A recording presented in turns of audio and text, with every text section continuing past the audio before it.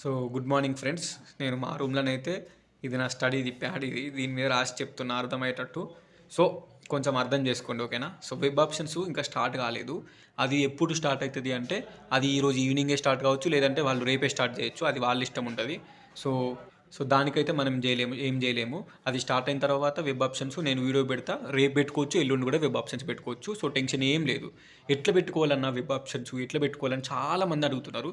First thing, నువ్వు ఉస్మానియా యూనివర్సిటీకి వచ్చి, లేదంటే కాకతీయ, లేదంటే తెలంగాణ, లేదంటే మహాత్మా గాంధీ, పాలమూరు, శాతవాన వచ్చి గవర్నమెంట్ జాబ్లకు, ఓకేనా, గవర్నమెంట్ జాబ్లకి ప్రిపేర్ అవుతాను అనుకుంటే, ఓకే, మీరు ఎంఏ కానీ, లేదంటే ఎంకామ్ కానీ, లేదంటే ఎంఎస్సి కానీ, ఎంఎస్సి లేదు, ఓన్లీ ఎంఏ లేదంటే ఎంకామ్ లేదంటే ఎంఎస్డబ్ల్యూ ఈ కోర్సెస్ తీసుకున్న వాళ్ళు ఎట్లా అంటే వీళ్ళు ఆర్ట్స్, వీళ్ళు మాస్టర్ ఆఫ్ ఆర్ట్స్, ఇది కామర్సు, ఇది సోషల్ వర్క్. సో వీళ్ళకి ఎట్లా అంటే వీళ్ళ సైన్స్ కాదు ఇది అది.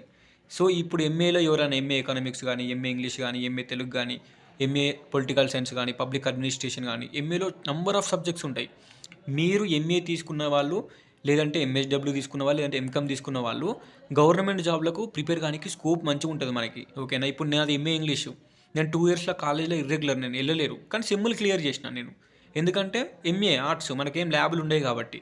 సో ఎంఏ ఎంకామ్ ఎంఎస్డబ్ల్యూ చేసే వాళ్ళకి ఇప్పుడు మీరు ఉస్మానియా యూనివర్సిటీలో కానీ, కాకతీయ కానీ, తెలంగాణ కానీ, ఎంజీయూ కానీ ఎక్కడ చదివినా కానీ గవర్నమెంట్ జాబ్లకు ప్రిపేర్ కానీ స్కోప్ ఎక్కువ ఉంటుంది. పీజీ 2 ఇయర్స్ ఉంటుంది మనకి, ఓకేనా? పీజీ 2 ఇయర్స్ ఉంటుంది, 24 to 26 ఉంటుంది. ఈ 26 పీజీ సెకండ్ ఇయర్ అయిపోయేలోపు గవర్నమెంట్ జాబ్ కొట్టుకోవాలి అంటే మంచిగా నెక్స్ట్ ఇయర్లో మనకు group 1, group 2, group 3, SI constable మంచి మంచి నోటిఫికేషన్లు ఉన్నాయి టీజీపీఎస్సీ నుంచి. లేదు అంటే సెంట్రల్ గవర్నమెంట్లో SSC, CGL, staff selection commission కానీ, యూపీఎస్సీ కానీ, సో బ్యాంకింగ్ సైడ్ కానీ, సో ఆ రైల్వే డిపార్ట్మెంట్లో కానీ, ఇప్పుడు ఆర్ఆర్బీ గ్రూప్ ఉంది, ఎన్టీపీసీ ఉంది, ఇవన్నీ జాబులు ఉన్నాయి. మీరు ఒక్కొక్కరు ఒక్కొక్క వేలో ఉంటారు కాబట్టి మీకు చెప్తున్నా. ఎంఏ ఎంకామ్ ఎంఎస్డబ్ల్యూ వాళ్ళకి ఈ 2 ఇయర్స్ మంచిగా ప్రిపేర్ కానీ ఛాన్స్ ఉంటుంది. సో మిగిలిన వాళ్ళకి ఎవరైతే ఎంఎస్సి జాయిన్ అవుతున్నారో, ఎంఎస్సిలో ఏ సబ్జెక్ట్ అయినా మీకు ల్యాబ్లు ఉంటాయి, మీకు అటెండెన్స్ పర్సెంటేజ్ అడుగుతారు. కొందరు ప్రొఫెసర్లు, హెచ్ఓడీలు మిమ్మల్ని ఇబ్బంది పెడతారు కంపల్సరీ కాలేజ్కి రావాలి అని. సో మీరు కాలేజ్ బంద్ చేసి గవర్నమెంట్ జాబ్లకు ప్రిపేర్ అయితే మీకు సెమ్ హాల్ టికెట్స్ కూడా ఇవ్వడానికి కొంచెం ఇబ్బంది పడతారు. అది మీ సార్ మీద డిపెండ్ అయి ఉంటుంది, మీ డిపార్ట్మెంట్ మీద డిపెండ్ అయి ఉంటుంది. సో మీకు కొంచెం గవర్నమెంట్ జాబ్లకు ప్రిపేర్ కానీ స్కోప్ తక్కువ ఉంటుంది. అన్నీ మేనేజ్ చేసుకోవాలి, కాలేజును ప్లస్ ఇది ప్రిపరేషను. ఇక వీళ్ళు ఆర్ట్స్ వాళ్ళు అయితే ఒక్కరోజు కూడా కాలేజ్ కోరు, ఓపెన్గా చెప్పేస్తున్నా. ఇక మనోళ్ళు ఏదో ఇంటర్నల్స్ సెమిస్టర్లు రాస్తారు, డైరెక్ట్ పోతారు. సో ఇది వెబ్ ఆప్షన్స్ ఎట్లా పెట్టాలి అంటే ఎవరెవరైతే సో ఉస్మానియా యూనివర్సిటీ ఆర్ట్స్ వాళ్ళు ఉన్నారో ఫస్ట్ మెయిన్ క్యాంపస్ పెట్టుకోరు, Osmania university OU campus regular, ఓకేనా? తర్వాత నిజాం కాలేజ్ పెట్టుకోరు. నిజాం కాలేజీకి ఇంటర్నేషనల్ హాస్టల్ ఉంది, ఉస్మానియా యూనివర్సిటీ నుంచి 1 km ఉంటుంది హాస్టల్ అంతే. ఆర్ట్స్ వాళ్ళకి అండ్ సైన్స్ వాళ్ళకి ఇది నిజాంలోనే ఉంటాయి హాస్టల్స్. సో నెక్స్ట్ వచ్చేసి ఓయూ నిజాం పెట్టిన తర్వాత కోటి పెట్టుకోరు. కోటి ఉమెన్స్ వాళ్ళు ఓయూ పెట్టి నిజాం పెట్టి కోటి పెట్టినా ఏం కాదు, లేదంటే ఓయూ పెట్టి కోటి పెట్టి నిజాం పెట్టినా ఏం కాదు. ఇక్కడ ఎక్కడున్నా కానీ ఏం కాదు. నెక్స్ట్ వచ్చేసి ఆర్ట్స్ వాళ్ళకైతే university PG college Secunderabad, university PG college Secunderabad. Next వచ్చేసి సైన్స్ వాళ్ళకి సైఫాబాద్, ఓకేనా? ఇందులో ఎంఎస్సి ఉంటుంది, ఇక్కడనేమో ఎంఏ ఎంకామ్ ఎంఎస్సి ఉంటుంది, ఓకేనా? ఎంఏ ఎంకామ్ ఎంఎస్డబ్ల్యూ ఇది ఆర్ట్స్ కాలేజ్ యూపీజీసీఎస్ సికింద్రాబాద్లో ఉంటుంది. సైఫాబాద్ సైన్స్ కాలేజ్ ఇందులో ఎంఎస్సి ఉంటుంది, ఓకే? సో మీరు first Osmania university main campus పెట్టుకున్న తర్వాత నిజాం కాలేజ్ పెట్టుకోర్రి. తర్వాత అమ్మాయిలు అయితే కోటి పెట్టుకోర్రి, లేదంటే ఫస్ట్ కోటి పెట్టుకుని తర్వాత నిజాం పెట్టుకోర్రి. తర్వాత ఎంఏ ఎంకామ్ ఎంఎస్డబ్ల్యూ చేసిన వాళ్ళు యూపీజీసీఎస్ పెట్టుకోర్రి. ఎంఎస్సీ చేసిన వాళ్ళు సైఫాబాద్ పెట్టుకోర్రి, ఓకేనా? ఇది ఆర్ట్స్ కాలేజ్, ఇది సైన్స్ కాలేజ్. ఇందులో ఎంఎస్సీ ఉండదు, ఇందులో ఎంఏ ఎంకామ్లు ఉండవు. సో ఇది ఫస్ట్ థింగ్, ఇవి పెట్టుకోర్రి. ఇవి పెట్టుకున్న తర్వాత ఫస్ట్ ఇందులో ఏముంటాయి మళ్ళీ రెగ్యులర్ సెల్ఫ్ ఫైనాన్స్ ఉంటుంది. అన్న రెగ్యులర్ ఏంది, అన్న సెల్ఫ్ ఫైనాన్స్ ఏంది? సో రెగ్యులర్ వాళ్ళకి కాలేజ్ ఫీజు వచ్చేసి 14,000 ప్లస్ ఉంటుంది, ఓకేనా? ఇది మొత్తం గవర్నమెంట్ ఇస్తుంది, మనకు రూపాయి కట్టాల్సిన అవసరం లేదు. ఎవరెవరికైతే ఇన్కమ్ సర్టిఫికేట్ ఉండి స్కాలర్షిప్ వస్తుందో వాళ్ళకి. ఈ సెల్ఫ్ ఫైనాన్స్ వాళ్ళకి అంటే సెల్ఫ్ ఫైనాన్స్ అంటే నాది కూడా సెల్ఫ్ ఫైనాన్సే, 21,000 ప్లస్ ఉంటుంది. ఏది మన రియంబర్స్మెంట్ కోర్స్ ఫీజు, ఓకేనా? 21,000 ప్లస్ ఇది ఎంఏకి ఉంటుంది. ఎంకామ్కి ఎంఎస్సికి 30,000 ప్లస్సే ఉంటుంది, ఓకేనా? 30,000 ప్లస్ ఉంటుంది. ఇప్పుడు ఈ సెల్ఫ్ ఫైనాన్స్ వాళ్ళకి ఎట్లా అంటే ఈ 21,000 కానీ 30,000 కానీ రిలీజ్ అవుతుంది, కొంచెం తక్కువ రిలీజ్ అవుతుంది. 21,000కి 18,000 19,000 20,000 రిలీజ్ అవుతుంది. సో మిగిలిన ఈ 30,000 కూడా 30,000కి మొత్తం రిలీజ్ కాదు, కొంచెం తక్కువ రిలీజ్ అవుతుంది. ఆ తక్కువ రిలీజ్ అయింది మనకు పీజీ అయిపోయిన తర్వాత మనకి మెమోలు తీసుకునేటప్పుడు కట్టాలి. ఓకేనా, అంతే. ఇప్పుడు సెల్ఫ్ ఫైనాన్స్కి ఉస్మానియా యూనివర్సిటీలో హాస్టల్ ఇస్తారు, రెగ్యులర్ వాళ్ళకి ఉస్మానియా యూనివర్సిటీలో హాస్టల్ ఇస్తారు. ఓకే, సో నేను చెప్పేది ఏంటంటే ఫస్ట్ ఉస్మానియా యూనివర్సిటీ రెగ్యులరే పెట్టుకోండి. ఓకేనా, తర్వాత నిజాం కాలేజ్, ఇప్పుడు ఉస్మానియా యూనివర్సిటీ రెగ్యులరే పెట్టుకోండి, నిజాం కాలేజ్ రెగ్యులర్ పెట్టుకోండి, కోటి ఉమెన్స్ రెగ్యులర్ పెట్టుకోండి, యూపీజీసీఎస్ రెగ్యులర్ పెట్టుకోండి, సైఫాబాద్ సైన్స్ కాలేజ్ కూడా ఫస్ట్ రెగ్యులరే పెట్టుకోండి. రెగ్యులర్లో కాలేజ్ ఫీజ్ 0 ఉంటుంది. ఓకేనా, మంచిగా హాస్టల్ కూడా ఇస్తారు మీకే రెగ్యులర్ వాళ్ళకి. సెల్ఫ్ ఫైనాన్స్ వాళ్ళకి కూడా హాస్టల్ అనేది ఇస్తారు. మాకు ఇచ్చారు, మా జూనియర్స్కి ఇచ్చారు, మా సబ్ జూనియర్స్ కూడా ఇచ్చారు.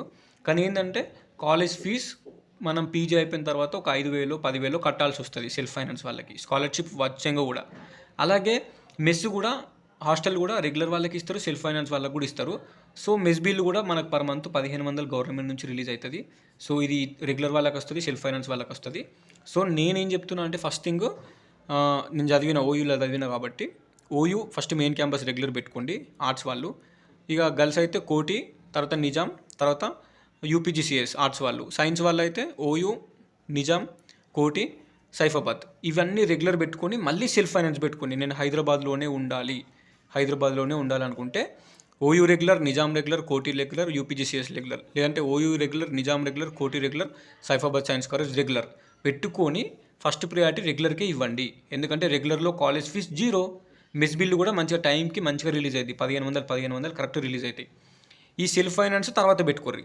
ఓకేనా, ఇవన్నీ పెట్టుకున్న తర్వాత రెగ్యులర్ సెకండ్ ప్రిఫరెన్స్ సెల్ఫ్ ఫైనాన్స్కి ఇవ్వండి. OU self finance, Nizam self finance, Koti self finance, UPGCS self finance, లేదంటే OU self finance, Nizam self finance, Koti self finance, Saifabad science college self finance. ఓకేనా, సో ఇప్పుడు ఇది అర్థమైంది కదా మీకు. Regular, self finance, Osmania university main campus, తర్వాత సబ్ క్యాంపస్లు, ఇవి 4 ఇవి పెట్టుకోండి.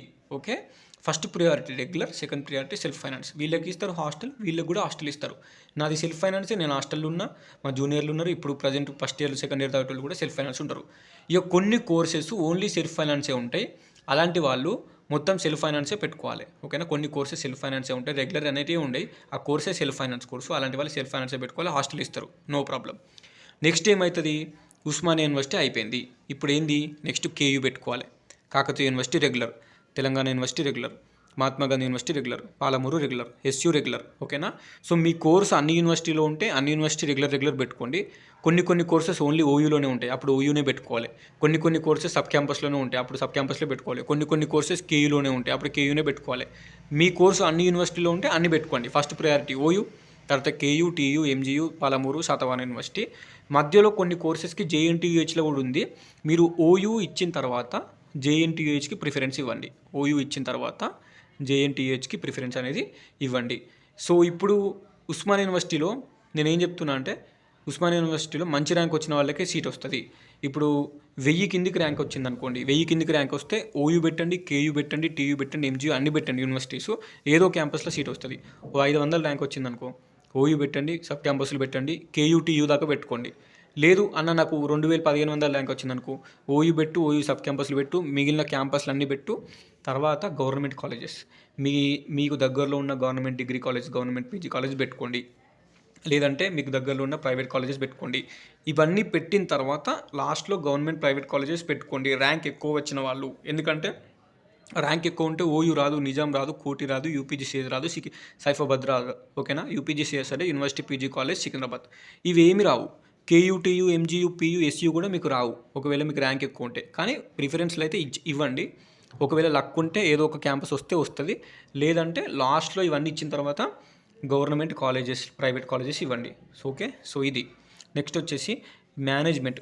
ఎవరెవరైతే మీరు 25 మార్క్స్ కంటే బిలో వచ్చి డిస్క్వాలిఫైర్, సిపి గెట్ ర్యాంక్ రాలేదో, సో అలాంటి వాళ్ళకి అండ్ సిపి గెట్ రాయని వాళ్ళకి, ఓకే, డిగ్రీ పాస్ అయ్యి సిపి గెట్ రాయని వాళ్ళకి మేనేజ్మెంట్ సీట్స్ ఉంటాయి. అవి ఓన్లీ ప్రైవేట్ కాలేజెస్లోనే ఉంటాయి. గవర్నమెంట్ కాలేజెస్లో కానీ ఈ క్యాంపస్లలో, మెయిన్ క్యాంపస్లలో మేనేజ్మెంట్ సీట్స్ ఉంటాయి. అప్పుడు ఏం చేయాలంటే మేనేజ్మెంట్ సీట్స్ ప్రైవేట్ కాలేజెస్లో ఉంటాయి. ప్రైవేట్ కాలేజెస్కి పోయి మనం వాళ్ళని కాంటాక్ట్ అయ్యి కోర్స్ ఫీజు ఎంత ఉందో ఆ కోర్స్ ఫీజు అంతా కట్టి సీటు కొనుక్కొని మనం పీజీ చేయాలి అందులో. ఓకేనా, మేనేజ్మెంట్ వాళ్ళు. ఓకే, ఇది ఎందుకు చెప్తున్నా అంటే ఒక బ్రదర్ కమెంట్ పెట్టిండు, అన్న మేము సిపి గెట్ డిస్క్వాలిఫై అయినా మా పరిస్థితి ఏంది అని, అందుకే చెప్తున్నా. మేనేజ్మెంట్ సీట్స్ ప్రైవేట్ కాలేజెస్లో ఉంటే ఏదైనా ప్రైవేట్ కాలేజ్కి వెళ్ళి కనుక్కో. సో ఇది. ఇప్పటికీ కూడా ఇంకేమైనా డౌట్ ఉంటే కామెంట్ చేయండి, రిప్లై కంపల్సరీ ఇస్తా. కొన్ని సబ్జెక్ట్స్కి ఇంకా అది వెరిఫై కాలేదు, అప్రూవ్ కాలేదు. సో వాళ్ళు కేటగిరీ వైజ్ మనకి అప్రూవ్ చేస్తున్నారట. సో ఈరోజు మ్యాక్సిమం అందరికి అయిపోతాయి. సో ఇది ఇన్ఫర్మేషన్ చెప్తున్నా కదా. మళ్ళీ Osman university main campus regular, తర్వాత నిజాం రెగ్యులరు, ఓకేనా. తర్వాత అమ్మాయిలు కోటికి ఇచ్చుకోండి రెగ్యులరు. తర్వాత సైన్స్ వాళ్ళు యూపీజీసీఎస్, ఆర్ట్స్ వాళ్ళు యూపీజీసీఎస్, సైన్స్ వాళ్ళు సైఫాబాద్ రెగ్యులర్. ఇవన్నీ రెగ్యులర్ ఇచ్చిన తర్వాత మళ్ళీ సెల్ఫ్ ఫైనాన్స్ చేయండి. ఎందుకంటే రెగ్యులర్ సీట్ వస్తే మీకు టైంకి మెస్ బిల్ రిలీజ్ అవుతుంది, కోర్స్ ఫీజు అనేది 0 ఉంటుంది, ఓకే. అది ఇంకా కొన్ని కోర్సెస్ ఓన్లీ ఎంఎస్సిలో కొన్ని కోర్సెస్ ఓన్లీ సెల్ఫ్ ఫైనాన్స్ ఉంటుంది, రెగ్యులర్ అనేది ఉండదు. అలాంటి వాళ్ళు సెల్ఫ్ ఫైనాన్సే పెట్టుకోండి, ఏం కాదు. సో ఇది మనకి సీట్ వచ్చిన తర్వాత ఏమవుతుంది అంటే కొన్ని కోర్సెస్కి ఇప్పుడు ఎంఎస్సి కానీ ఎంకామ్ కానీ కొన్ని కోర్సెస్కి ఒక 5,000 to 6,000 అట్లా అడుగుతారు స్టార్టింగ్. అది కట్టాల్సి వస్తుంది. అదేం కాదు, మీకు స్కాలర్షిప్ వస్తుంది. మీ కోర్స్ ఫీజు ఎక్కువ ఉంది కాబట్టి ఎంఎస్సి వాళ్ళని లేదంటే ఎంకామ్ వాళ్ళని ఒక 5,000 to 6,000 స్టార్టింగ్ డిపాజిట్ చేయమంటారు కాలేజ్ ఫీజు లెక్క. సో ఆ తర్వాత పీజీ అయిపోయిన తర్వాత మీకు గవర్నమెంట్ నుంచి రియంబర్స్మెంట్ ఎంత వచ్చింది అదంతా కౌంట్ చేసుకొని తర్వాత సెట్ అయిపోతుంది అది. సో ఇది. అండ్ ఎంఏ వాళ్ళకైతే కట్టాల్సిన ఏం లేదు. ఎంఏ వాళ్ళు కోర్స్ ఫీజు కట్టాల్సిన ఏం లేదు, స్కాలర్షిప్ వస్తుంది మనకి. ఎంఎస్సి వాళ్ళు ఎంకామ్ వాళ్ళు కూడా కట్టాల్సింది ఏమి ఉండదు, స్కాలర్షిప్ వస్తుంది. కానీ ఎంఎస్సి ఎంకామ్కి ఫీజు అనేది 30,000 ప్లస్ ఉంటుంది కాబట్టి ఒక 5,000 నుంచి 6,000 యూనివర్సిటీ వాళ్ళు కొంచెం అడుగుతారు, అంతకుమించి ఏముండదు. సో ఇది నేను చెప్పింది. ఓయూ సబ్ క్యాంపస్లో ఫస్ట్ రెగ్యులరు, తర్వాత సెల్ఫ్ ఫైనాన్సు. ఈ కేయూల హాస్టల్స్ పోయినసారి ఇవ్వలేరు స్టార్టింగ్, తర్వాత ఇచ్చారు సెల్ఫ్ ఫైనాన్స్ వాళ్ళకి. ఎందుకైనా బెటర్ మీరు ఉస్మాన్ యూనివర్సిటీ సబ్ క్యాంపస్లకు అయితే హాస్టల్ ప్రతి సంవత్సరం వస్తుంది, సెల్ఫ్ ఫైనాన్స్ కూడా వస్తుంది, రెగ్యులర్ కూడా వస్తుంది.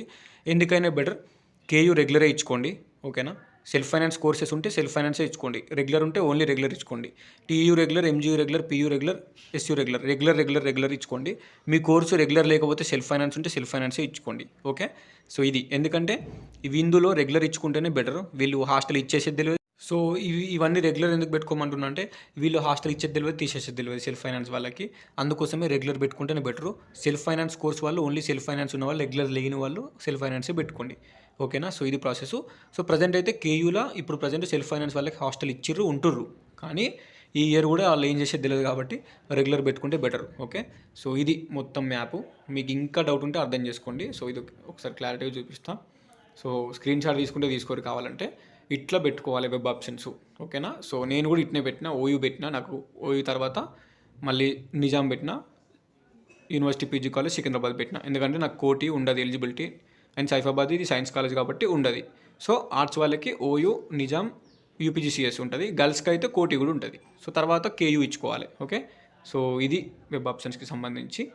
ఇంకా ఏమైనా డౌట్స్ ఉంటే కామెంట్ చేయండి. సో హాస్టల్ అనేది సెకండ్ ఫేజ్ అయిపోయిన తర్వాత స్టార్ట్ అవుతుంది. ఎస్సీ ఎస్టీ వాళ్ళు 8,000 ప్లస్ ఉంటుంది బిల్లు కట్టాలి. ఓబీసీ వాళ్ళు 9,000 ప్లస్ ఉంటుంది.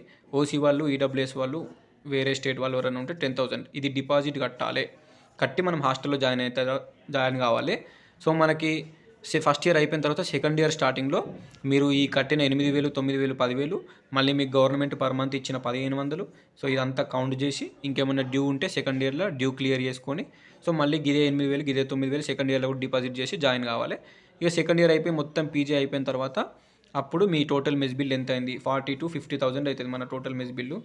సో ఇందులో నువ్వు ఎంత కట్టినావు, first year second year deposit ఎంత ఇచ్చినావు, గవర్నమెంట్ నుంచి ప్రతి నెల 1,500 ఎన్ని మంత్స్కి రిలీజ్ అయింది మొత్తం కౌంట్ చేసి ఈ డ్యూ మొత్తం ఎంత అయింది కౌంట్ చేసి ఇంకేమన్నా మెస్ బిల్ డ్యూ ఉంటే మిమ్మల్ని కట్టమంటారు టీసీలు మెమోలు తీసుకునేటప్పుడు. సో ఇది ఒక ఓవర్వ్యూ వీడియో మీకు అర్థమైందని అనుకుంటున్నా. డౌట్స్ ఉంటే కామెంట్ చేయండి, ఇన్ఫర్మేషన్ యూజ్ఫుల్ ఉంటే కూడా కామెంట్ చేయండి. సో అంతే.